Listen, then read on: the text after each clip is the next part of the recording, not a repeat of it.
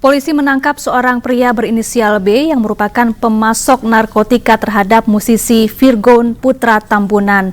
Dari hasil pemeriksaan, pelaku diketahui merupakan salah satu kru dari band yang dinaungi Virgon.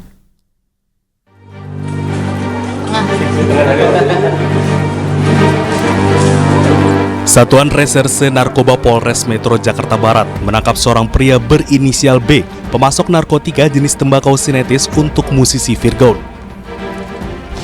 Dari hasil penangkapan, polisi juga menemukan beberapa putung tembakau sintetis yang bekas dipakai. Dari pengakuan dan catatan transaksi keuangan, pelaku diketahui juga memasok narkotika jenis sabu ke Virgon dan teman wanitanya. Diketahui pula, sosok tersangka B merupakan salah satu kru band yang dinaungi Virgon. Satuan Reserse Narkoba Polres Metro Jakarta Barat telah berhasil mengamankan satu orang atas nama B atau BGS yang menjadi penyedia narkotika jenis sabu yang diberikan kepada saudara V. Tersangka B ini rekan kerjanya V sebenarnya. Dia bekerja sebagai kru bandnya si V ini. Dan memang dalam beberapa keterangan yang disampaikan, dia mengakui ada beberapa kali memberikan narkotika jenis sabu terhadap V. Sebelumnya, musisi Virgon Putra Tambunan bersama teman wanitanya ditangkap Satuan Reserse Narkoba Polres Metro Jakarta Barat di kamar indekos di kawasan Ampera, Pasar Minggu, Jakarta Selatan. Dari hasil tes urin, Virgon dan teman wanitanya dinyatakan positif metamfetamin. Dari Jakarta, Rizky Falufi, iNews melaporkan.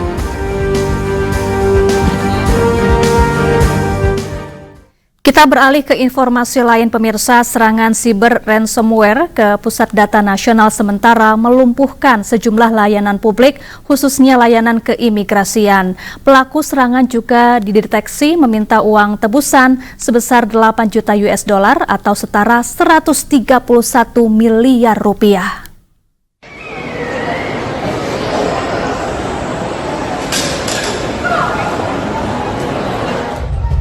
Badan Cyber dan Sandi Negara atau BSSN turun tangan menangani serangan terhadap server Pusat Data Nasional sementara yang berada di Surabaya, Jawa Timur. Serangan cyber ini mengakibatkan terhambatnya layanan publik dalam beberapa hari terakhir, khususnya layanan keimigrasian. BSSN bersama Kementerian Kominfo dan pihak terkait mendeteksi adanya serangan ransomware jenis BrainChipper ke server PDN.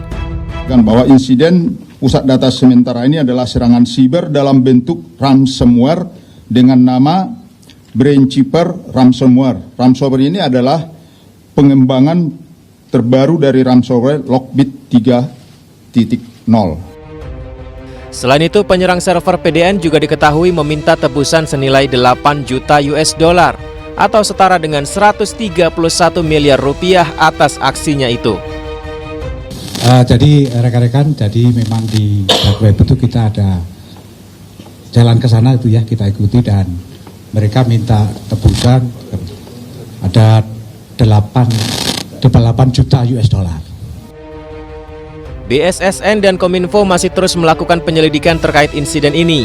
Sementara sejumlah layanan keimigrasian yang sempat terganggu dikabarkan sudah mulai beroperasi sejak pagi tadi. Dari Jakarta, Rian Rahman, Andri Setiawan, iNews melaporkan.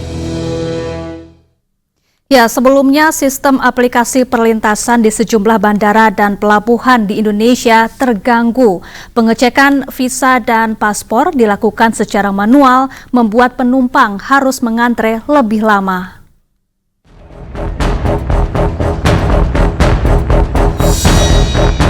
Penumpang rute luar negeri mengantri di pelayanan imigrasi Bandara Soekarno-Hatta, Tangerang, Banten, Kamis pekan lalu. Pelayanan imigrasi ini dilakukan secara manual. Mereka tidak bisa menggunakan sistem auto-gate akibat server down, imbas gangguan pada sistem Pusat Data Nasional Kominfo. Ada 45 counter manual yang disiapkan di Terminal 2 dan Terminal 3. Adapun gangguan pada server PDN terjadi sejak Kamis pagi.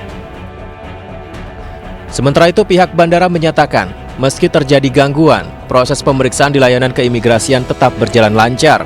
Agar terhindar dari ketertinggalan pesawat, para penumpang dihimbau datang 3 atau 4 jam lebih awal.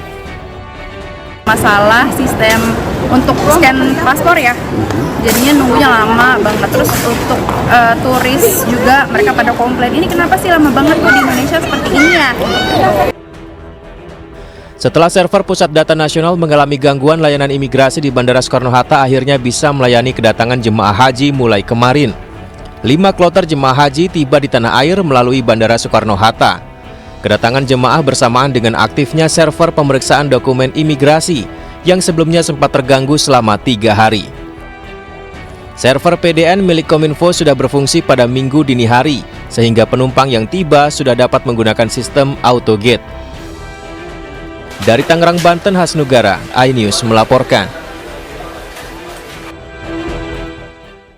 Ya, kita ke informasi sidang dugaan korupsi mantan Menteri Pertanian. Syahrul Yassin Limpo hari ini menjalani sidang lanjutan sebagai saksi mahkota. Sementara itu, Jaksa KPK menilai apa yang disampaikan SYL tidak lebih dari suatu alibi untuk memperkuat argumentasinya dalam persidangan.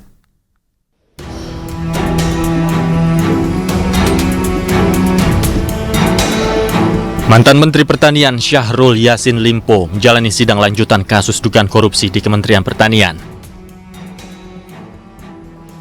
Hari ini, SYL dihadirkan sebagai saksi mahkota untuk terdakwa ex-sekjen Kementan Kasdi Subagiono dan ex-direktur Alat dan Mesin Pertanian Kementan Muhammad Hatta.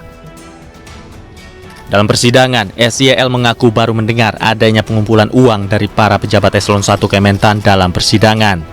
Selain itu, SYL mengaku tidak pernah memerintahkan Sekjen Kementan, Kasdi Subagiono, untuk meminta uang kepada para pejabat Kementan guna memenuhi kebutuhan dirinya dan keluarga.